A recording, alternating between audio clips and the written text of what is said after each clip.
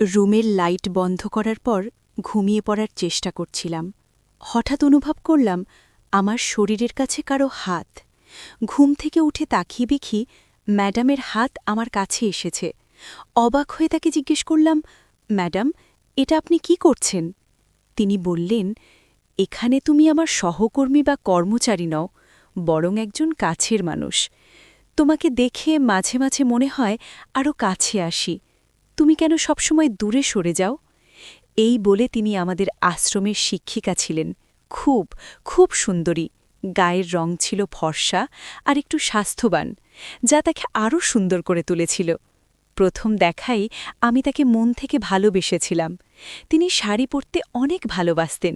তিনি সবসময় আমার সঙ্গে খুব আন্তরিকভাবে কথা বলতেন। তার এই আন্তরিকতা প্রথম বুঝতে পারি যখন এক সন্ধ্যায় তিনি আমাকে তার বাড়িতে ডাকলেন। সেদিন তিনি স্কুলে আসেননি, যা নিয়ে আমিও কিছুটা উদ্বিগ্ন ছিলাম। সন্ধ্যায় তার বাড়িতে পৌঁছানোর পর তিনি আমাকে সরাসরি তার ঘরে নিয়ে গেলেন। খুব কাছে এসে শিক্ষিকা বললেন, একা থাকাটা আমার জন্য কঠিন হয়ে যাচ্ছে। তুমি চাইলে আমার এই একাকিত্ব দূর করতে পারো। তার এই কথাগুলো শুনে আমি হতবাক হয়ে গেলাম। কখনো ভাবিনি যে আমার প্রথম চাকরি এত সৌভাগ্য নিয়ে আসবে। আমি তখন আশ্রমে একজন ওয়াচম্যান হিসেবে কাজ করছিলাম। বন্ধুরা, আজকের গল্পটা অনেক বেশি স্পেশাল। আশা করছি তোমাদের ভালো লাগবে। বাংলা অডিও স্টোরি চ্যানেলে নিয়মিত গল্প পাবেন, তাই গল্পগুলো ভালো লাগলে ভিডিওটি লাইক, শেয়ার এবং চ্যানেলটি সাবস্ক্রাইব করো। সম্প্রতি আমি একটি চাকরি পেয়েছি আশ্রমের একটি স্কুলে। সেখানকার এক সুন্দর শিক্ষিকা ছিলেন অত্যন্ত আন্তরিক এবং বন্ধুসুলভ, যা আমাকে প্রথম দিকে বেশ অবাক করেছিল। এতদিনে আমি যা শিখিনি সেই জীবনের অনেক কিছুই যেন তিনি আমাকে শিখিয়ে দিতে চাইছিলেন। আমার নাম কুনাল, বয়স ২৮, এবং এই নতুন চাকরির জন্য আমি এই জেলায় স্থায়ী হয়েছি। তবে মাত্র ৪ মাসেই একই ধরনের কাজ করতে করতে আমি কিছুটা একঘেয়ে বোধ করছিলাম এবং অন্য কোথাও বদলি নেওয়ার কথা ভাবছিলাম। হঠাৎ একদিন আশ্রমে একটি ঘটনা ঘটে, যা আমার জীবনকে নতুন রঙে এনিয়ে দেয়। একদিন আশ্রমে কিছু শিশুদের মধ্যে ঝগড়া লেগে যায়। তখনই আমার চোখ যায় একজন সুন্দরী মহিলার দিকে, যিনি শিশুদের সামলাতে কিছুটা বিপাকে পড়েছিলেন। পরে জানতে পারি তিনি আমাদের নতুন শিক্ষিকা। আমি এগিয়ে গিয়ে শিশুদের ঝগড়া মিটিয়ে দেবার চেষ্টা করি, কারণ তারা তার কথা শুনছিল না। পরিস্থিতি সামলাতে গিয়ে আমার হাত আচমকা আশ্রমের শিক্ষিকার হাতে লেগে যায় এবং সেই মুহূর্তে সবকিছু যেন থমকে দাঁড়ায়। আমার বকুনির পর শিশুরা শান্ত হয়ে যায়, আর সেই মুহূর্তটি আমার জন্য বিশেষ হয়ে ওঠে। আশ্রমে আমার সহকর্মীদের সঙ্গে মিলেমিশে কাজ করার চেষ্টা চালিয়ে যাচ্ছিলাম। আমি আশ্রমের স্কুলে নতুন কাজে যোগ দিয়েছি এবং প্রয়োজন মতো বাচ্চাদের শাসন করতাম। একদিন বাচ্চাদের মধ্যে ঝগড়া হলে তাদেরকে ক্লাসে ফেরত পাঠাতে হয়। তখন ভুলবশত এক শিশুর পা শিক্ষিকা ম্যাম সাহেবের পায়ে লেগে যায় এবং তার পায়ে সামান্য আঘাত লাগে। তাদের সাহায্য করতে আমি ম্যাম সাহেবকে শিক্ষক কক্ষে নিয়ে যাই এবং তার পায়ে ওষুধ লাগিয়ে আরাম দিতে থাকি। সেই সময় শিক্ষক কক্ষে আমরা শুধু দুজনই ছিলাম।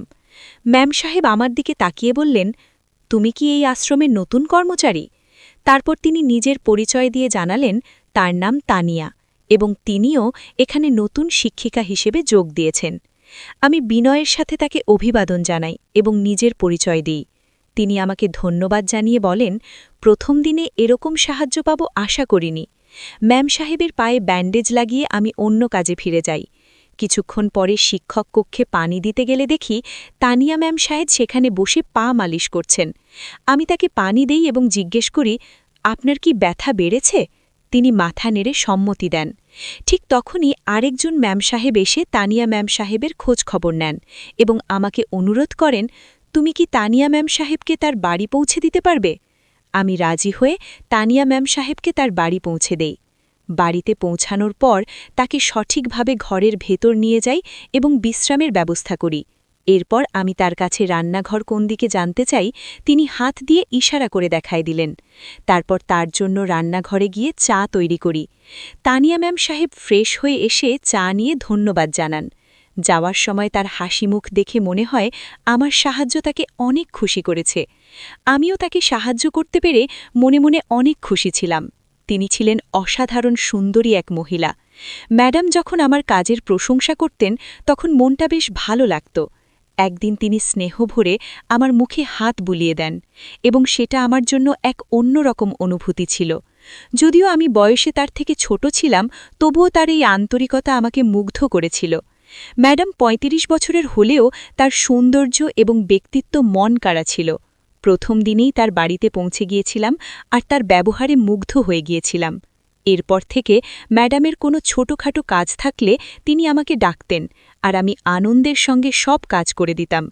তিনি আমার কাজে সন্তুষ্ট ছিলেন, আমার সাথে বিভিন্ন ধরনের কথা বলতেন।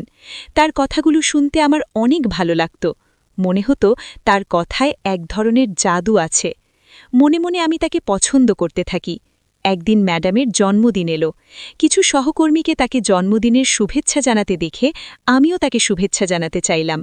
আমাদের চোখাচোখি হলে মনে হলো খালি হাতে শুভেচ্ছা জানানোটা ঠিক হবে না। এমন সময় তিনি আমার দিকে এগিয়ে আসছিলেন, কিন্তু ঠিক তখনই প্রধান শিক্ষক আমাকে ডেকে নিলেন এবং আমি সেখান থেকে চলে গেলাম। সারা দিন চেষ্টা করেও তাকে শুভেচ্ছা জানাতে পারিনি। বিকেলে ম্যাডাম নিজেই আমাকে তার বাড়িতে জন্মদিনের অনুষ্ঠানে আমন্ত্রণ জানালেন। রাতে ঘরে ফিরে আমি সুন্দরভাবে প্রস্তুতি নিলাম আর তার জন্য একটি উপহার কিনে তার বাড়ির উদ্দেশ্যে রওনা দিলাম। আমি যখন সেখানে পৌঁছালাম, আমার উপস্থিতি শুনে ম্যাডাম নিজেই গেট পর্যন্ত এসে আমাকে স্বাগত জানালেন। তার বাড়ি ছিল খুবই সুন্দর ও পরিপাটি, যা দেখে আমার চোখ আটকে গেল। আমাদের ছোট ভাড়া করা ঘরে যে সৌন্দর্য ছিল না, তা তার বাড়ির প্রতিটি কোণে খুঁজে পেলাম। ঘরে ঢুকে দেখলাম আমাদের ছাড়া আর কেউ নেই। টেবিলে একটি জন্মদিনের কেক রাখা ছিল, যা দেখে মনে হলো হয়তো কোনো অতিথি কেক নিয়ে এসেছেন। আমি ম্যাডামকে জিজ্ঞেস করলাম, এখানে কি আর কেউ আসবে? এতক্ষণ ধরে আমি একাই বসে আছি। তখন তিনি হাসি দিয়ে বললেন, এখানে আমি আর তুমি ছাড়া আর কেউ নেই। আমি অবাক হয়ে জিজ্ঞেস করলাম, তাহলে এই কেক কে নিয়ে এসেছে? ম্যাডাম মৃদু হেসে বললেন, এই কেক আমি নিজেই কিনে এনেছি। এটা শুনে আমার খারাপ লাগল। কেন আমি নিজেই কেক আনার কথা ভাবলাম না? আমি মনে মনে নিজেকে দোষ দিতে লাগলাম। ম্যাডামের কাছে ক্ষমা চেয়ে বললাম, ম্যাডাম, সত্যি বলছি, আমারও মনে করা উচিত ছিল আপনার জন্য কেক আনার। তখন তিনি আমার পাশে এসে বসলেন এবং বললেন, তুমি কি জানো, আমি একটু অভিমান করেছি। তুমি স্কুলে আমাকে জন্মদিনের শুভেচ্ছা জানাওনি কেন? এই বলে তিনি কিছুটা অভিমানের সঙ্গে মুখ ফিরিয়ে বসে রইলেন। তার এমন অভিমান দেখে আমি একটু অবাক হলাম। আমি তার সামনে হাঁটু গেড়ে তাকে গিফট দিলাম এবং জন্মদিনের শুভেচ্ছা জানালাম।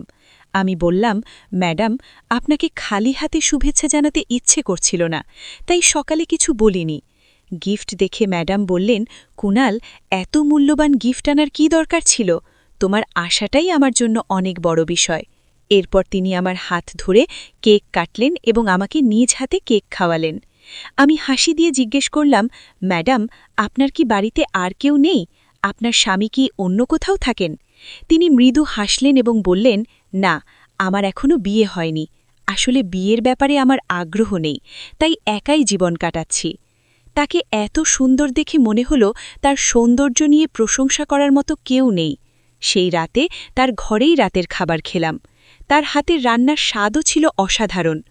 গল্প করতে করতে কখন যে রাত 10:30 বেজে গেছে খেয়াল করিনি।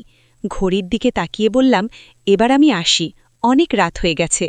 তখন মাদাম হেসে বললেন, কুনাল, এত তাড়া কিসের? আরেকটু বসো না। একা থাকার কারণে হয়তো তিনি আমাকে সঙ্গ দিতে চাইছিলেন। আমিও ভাবলাম, আজ রাতে একটু বেশি সময় কাটালেও ক্ষতি নেই। আমি ভেবে দেখলাম, আমিও তো একা থাকি, তাই এখানে রাতটা কাটাতে কোনো সমস্যা হবে না। তখনই ম্যাডাম বললেন, কুনাল, আজ রাতটা এখানে থেকেই যাও, সকালে তাড়াতাড়ি যেতে চাইলে চলে যেও। একটু ইতস্তত করে আমি রাজি হয়ে গেলাম। এরপর তিনি নিজের ঘরে চলে গেলেন এবং কিছুক্ষণ পর আমাকে ডাকলেন। আমি ঘরে ঢুকেই বললাম, ম্যাডাম, সরি, আপনি যদি আমাকে না ডেকে থাকেন তাহলে আমি ভুল করে চলে এসেছি। তিনি হাসলেন এবং বললেন, না, আমি তোমাকেই ডেকেছিলাম। তখন বুঝলাম তিনি কিছু সাহায্য চান। ম্যাডাম বললেন, পেছনের হুকগুলো খুলতে পারছি না, তুমি কি একটু সাহায্য করতে পারবে? আমি লজ্জা পেলেও তার কথা শুনে তাকে সাহায্য করলাম। কাজ শেষ হলে আমি তাড়াতাড়ি ঘর থেকে বেরিয়ে এলাম। সেই রাতটি তার বাড়িতেই কাটালাম এবং সকালে আমার নিজের ঘরে ফিরে গেলাম, কারণ অফিসের ইউনিফর্ম সেখানেই ছিল।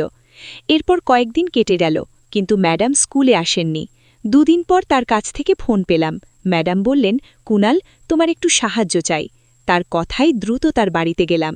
সেখানে গিয়ে দেখি তিনি খুবই দুর্বল, চলাফেরা করতেও কষ্ট হচ্ছে। আমি তার স্বাস্থ্যের খোঁজ নিলাম। তখন জানালেন তার পিঠে ব্যথা হওয়ায় তিনি স্কুলে আসতে পারেননি। আমি তার জন্য ওষুধ নিয়ে এলাম, কিন্তু বললেন তাতে তেমন কাজ হয়নি। তারপর অনুরোধ করলেন, তুমি কি একটু গরম তেল দিয়ে মালিশ করতে পারবে? তাতে হয়তো আরাম পাব। তার প্রয়োজন দেখে আমি সাধ্যমতো সাহায্য করলাম, কিন্তু মনের ভেতরে কেমন যেন একটু অস্থিরতা কাজ করছিল। আমি ম্যাডামের প্রয়োজনের কথা ভেবে তাকে সাহায্য করতে রাজি হলাম। তিনি যেন দ্রুত সুস্থ হয়ে উঠতে পারেন, সেই আশায় রাত ৯টার দিকে তার পিঠে তেল মালিশ করতে শুরু করলাম। আমার হাতের স্পর্শে মাঝে মাঝে ম্যাডামের মুখ দিয়ে অস্বস্তির শব্দ বের হচ্ছিল। মনে হচ্ছিল খুব ব্যথা পাচ্ছেন। তিনি তরুণ এবং আত্মবিশ্বাসী একজন মানুষ, কিন্তু ব্যথার